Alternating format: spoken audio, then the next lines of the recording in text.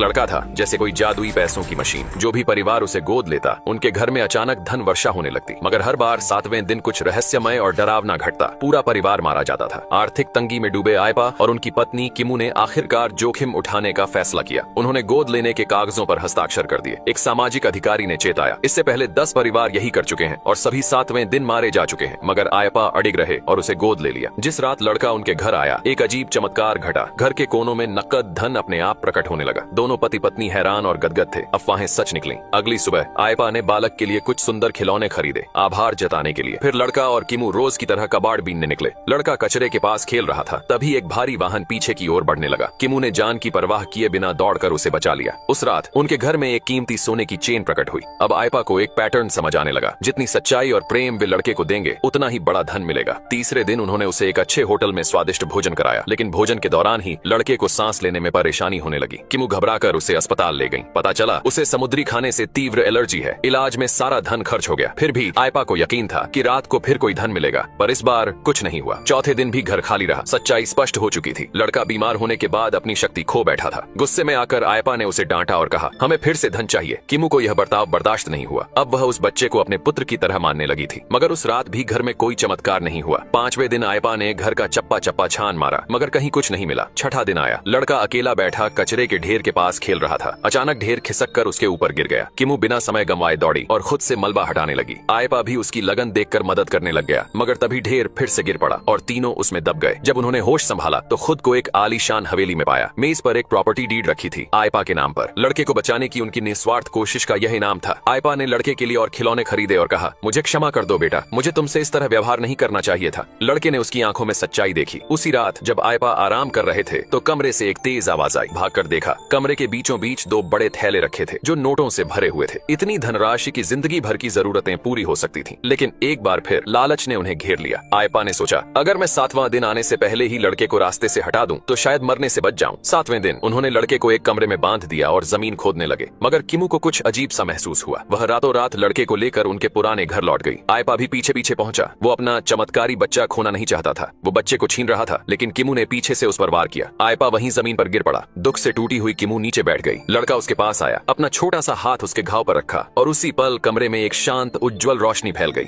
आदमी अचानक पागल जैसा बर्ताव करता है, सबके सामने बिल्डिंग से कूद जाता है, लटकते हुए आखिरी सेकंड में कोना पकड़ लेता है और खुद को ऊपर खींच लेता है। सब राहत की सांस लेते हैं, लेकिन वो फिर एक्शन में आ जाता है। चौक पाउडर कमर से बांधता है, डंडी उठाता है और ऊपरी मंजिल की तरफ भागता है। उसकी माँ बेहोश होने को होती है। वो फिर से दीवार चढ़ता है। नीचे से पॉइजन का धुआं तेजी से ऊपर आ रहा है। वो पत्थर पकड़कर ऊपर चढ़ता है, छलांग मारता है, मूर्ति का दांत पकड़ता है, तभी दांत टूट जाता है। वो किसी तरह मूर्ति की नाक पकड़कर ऊपर चढ़ता है, फिर छत का दरवाजा खोल देता है। पूरा परिवार ऊपर आ जाता है। उसकी पत्नी फोन से सॉस सिग्नल भेजती है और हेलीकॉप्टर आ जाता है। जैसे ही सभी केज में चढ़ते हैं, बताया जाता है कि अब सिर्फ एक ही जा सकता है। आदमी अपनी बीवी को भेज देता है, लेकिन वो इनकार करती है और वहीं रुक जाती है। आदमी सबको विदा करता है और मास्क पहन लेता है। पत्नी को भी नया मास्क देता है। अब दोनों फिर से नीचे जिम रूम जाते हैं, बट वहाँ पॉइजन और ज्यादा है। लेकिन सामने की बिल्डिंग तक जाने का यही रास्ता है। दोनों डंबल फेंककर रस्सी दूसरी बिल्डिंग से जोड़ते हैं और पुल बनाते हैं। लड़की चढ़ने लगती है। लड़की बीच में पहुँचती है और झटका आता है, पर वो ऊपर की दीवार पकड़ लेती है। फिर वो अपने पति को बुलाती है। नीचे की दुकान की एग्जॉस्ट मशीन जहरीला धुआं ऊपर खींचने लगती है। आदमी ऊपर चढ़ने लगता है, पर धुआं तेज है। वो पीछे हट जाता है। लड़की नीचे देखने से इनकार करती है, पर तभी उसकी कमर में हलचल होती है। एक भारी डंबल आता है और उसका पति धुएं से निकलता है जिंदा। अब वो दोनों सबसे ऊंची बिल्डिंग की ओर दौड़ते हैं। नकली इंसान खड़े करके हेलीकॉप्टर को सिग्नल देते हैं एंड वो काम कर जाता है। हेलीकॉप्टर उन्हें देख लेता है। तभी लड़की नीचे देखती है। एक स्कूल में बच्चे फंसे। दोनों जमीन पर लेटकर तीर की पोजीशन बनाते हैं। पायलट समझ जाता है और बच्चों को बचा लेता है। अब उम्मीद बचती है कि अगला हेलीकॉप्टर आएगा। तभी एक बड़ा धमाका होता है और जहरीली गैस उनकी ओर बढ़ने लगती है। अब दोनों ऊंचाई से गद्दा फेंकते हैं और कूद पड़ते हैं। टूटे रेलिंग को सीढ़ी बनाकर नीचे उतरते हैं। अब उनके पास एक भी मास्क नहीं है। ड्रोन से लाइव स्ट्रीम चालू हो जाती है। पूरा देश उन्हें देख रहा होता है। आदमी लड़की को चौक डस्ट देता है। वो पकड़ती है और दोनों बिल्डिंग से छलांग मारते हैं। लाइट बॉक्स पकड़ लेते हैं, पर पॉइजन उनके पीछे है। दोनों रस्सी से जुड़े हैं। अगर एक गिरा तो दोनों जाएंगे। काफी मेहनत के बाद वो छत पर पहुंचते हैं, बट सामने की बिल्डिंग बहुत दूर है। दोनों गले लगकर रोने लगते हैं, बट तभी आसमान में ड्रोन और हेलीकॉप्टर दिखते हैं। एक ड्रोन रस्सी पकड़कर